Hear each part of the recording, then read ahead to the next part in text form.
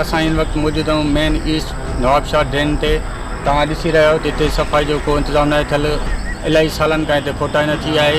इन सिलसिले में असां ॻोठाणनि जेके एहतिजाज कयो आहे उन तां अहवाल वठंदासीं। ईस्ट नवाबशाह मेन ड्रेन जेका तव्हां ॾिसो पिया, इहा तक़रीबन दौड़, जाम साहब, बांधी, इन्हनि जूं जेके बि आउटलेट ड्रेनूं आहिनि से हिन ड्रेन में अचनि थियूं।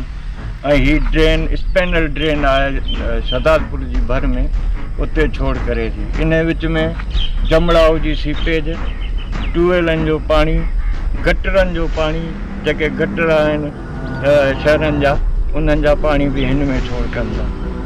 हालत इहा आहे जो हीअ पन गंद किचिरो एतिरो त थी वियो अथसि जे बारिश थोरी वधीक थी वञे त इहो पाणी वरी वापसि बैक करे थो ऐं असांजे ॿनियुनि खे तबाह बर्बाद करे छॾे।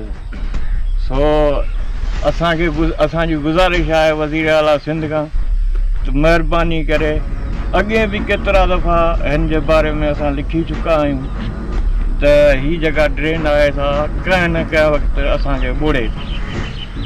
हींअर बि बरसातनि में हिननि जूं जेके आउटलेट आहिनि उहे भरिजी वियो सफ़ा, पोइ उहे असां बंदि कयासीं तॾहिं असांजा फसल कुझु बचिया आहिनि। ऐं हीअ जेका आहे सा वञे थी शहदादपुर ताईं ऐं जमड़ाऊ जे करे हिते पन गंद किचिरो थिए थो। इन करे हर साल जेकॾहिं हिन जी खाटी न थींदी त हीअ किथां जो पाणी आहे, दौड़, बांधी, जाम साहब, बुछेरी, मुंड जमड़ाऊ, इहे सॼा पाणी हितां अची फिलो कंदा।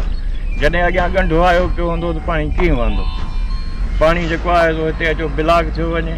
ऐं असांजो जेको आहे सुवाल आहे जेको असांजे सेमिनार बचा असांजा ग़रीब हिते ॿुॾो असांजी फसल ॿुॾियूं वञनि, असां हारी माण्हू मिसकीन ग़रीब ॿुधे जेको सफ़ाई आहे कोन का, किलो किचिरो जेको वधी वियो आहे, मथां जा पाणी था अचनि, बरसातूं जाम पइजी वियूं आहिनि, असां सिमनाल असांखे ॿोड़े थी ॿुधे। हाणे असीं छा कयूं ॿुधे, जेको सो इहा महिरबानी कयो जेको हिनखे खाटी न ईंदी गटरनि जा ॿिनि जा पाणी ईंदा आहिनि, सिमनालो पलटी वरी ॻोठ में ईंदो आहे। असांजा ॿार बीमार थी विया आहिनि, असां भॼी डॉक्टरनि वटि बेज़ार थी विया आहियूं, का पैसो बि कोन्हे हाणे वञी का इलाज करायूं, मजबूर आहियूं। छा कयूं? हुकूमत खे अर्ज़ु आहे त असांखे सिमनालो साफ़ कराए ऐं सुहिणे नमूने खां पाणी निकाल करे ॾिए।